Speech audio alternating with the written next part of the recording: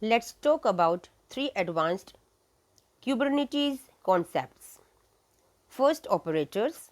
Second, service mesh. Third, custom. First topic, operators. First, think of operators as smart assistants for Kubernetes.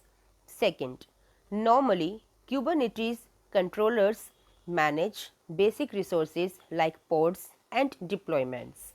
Third point, but complex apps like databases need special care, backups, scaling, failover.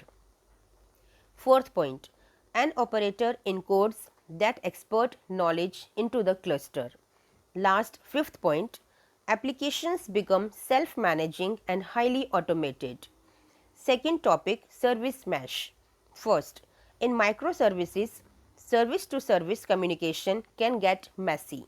Second, a service mesh solves this by adding a dedicated layer for communication. Third, it uses sidecar proxies like Envoy to handle traffic, retries, encryption and monitoring. Fourth, developers don't need to change app code of the mesh manages everything. Fifth, tools like Istio and Linkerd are popular choices. Last, sixth point, better visibility, security and reliability for microservices.